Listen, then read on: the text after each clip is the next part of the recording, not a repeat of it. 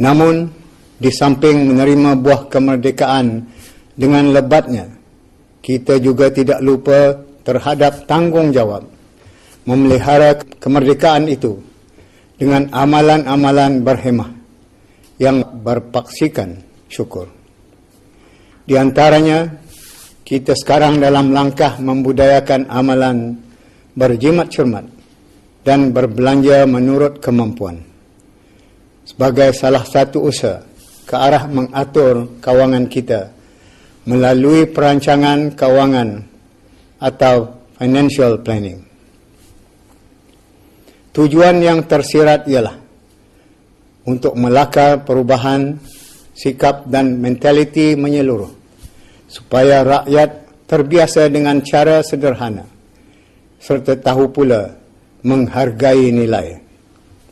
Misalnya, dalam menghargai subsidi kerajaan, kita perlu bersikap dan berfikiran seimbang dengan berterima kasih di samping pandai memanfaatkannya melalui amalan mengelakkan pembaziran dan penyalahgunaan.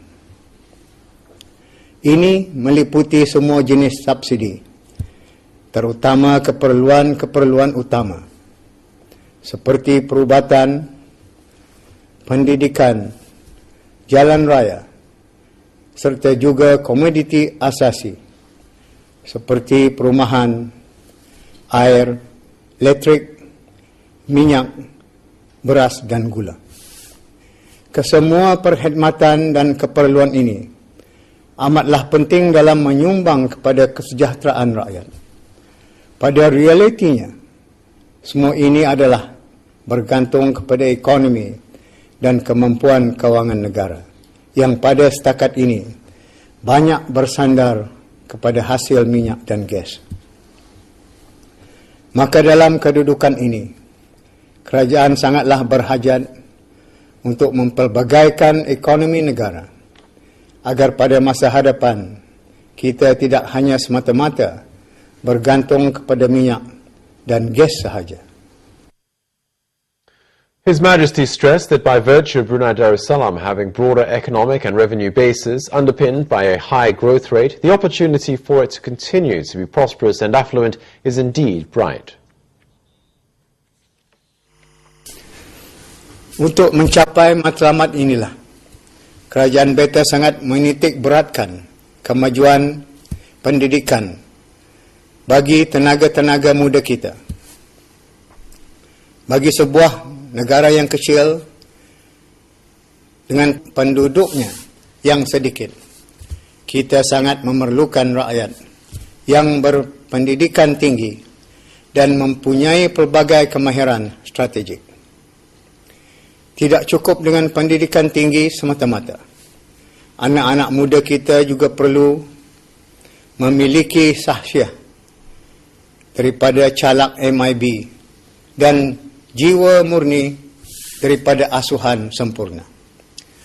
Untuk inilah kita mengadakan sekolah, pusat latihan dan pengajian tinggi tanpa mengabaikan juga pemberian beasiswa kepada lebih ramai penuntut yang berkelayakan sebagai pelaburan utama dalam memajukan human capital.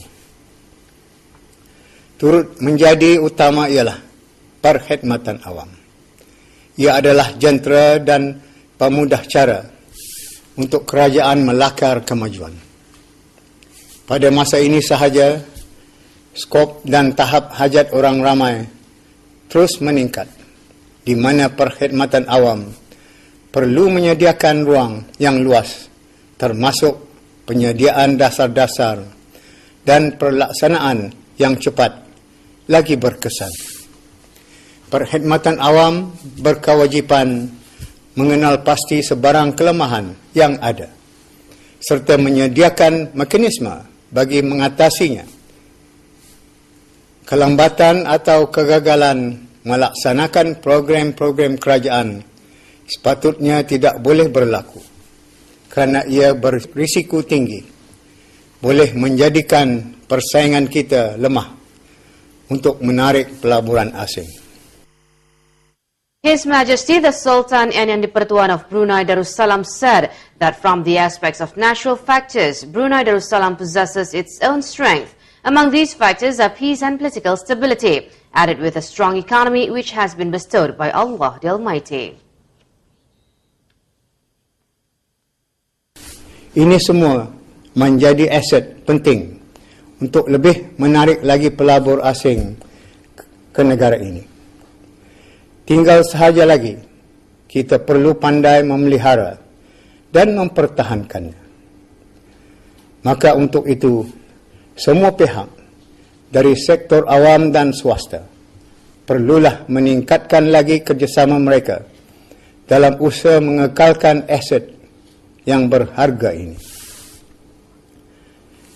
Dengan itu nanti, insya-Allah, ia bukan sahaja akan meningkatkan lagi keyakinan pelabur-pelabur asing, malahan juga mampu untuk mengekalkan kemakmuran negara.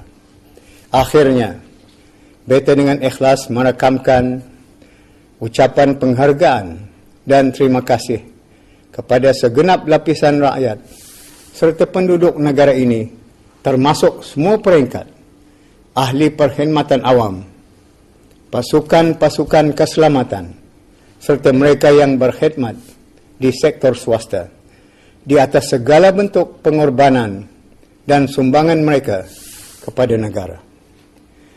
Beta juga merakamkan ucapan penghargaan dan terima kasih kepada ahli-ahli jawatan kuasa tertinggi dan lain-lain jawatan kuasa sambutan perayaan ulang tahun ke-27 Hari Kebangsaan, dan semua peserta serta petugas yang turut berusaha untuk menjayakan perayaan ini.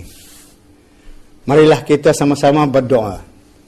Semoga kita dan negara akan sentiasa terpelihara dan mendapat perlindungan daripada Allah Ta'ala jua. Amin.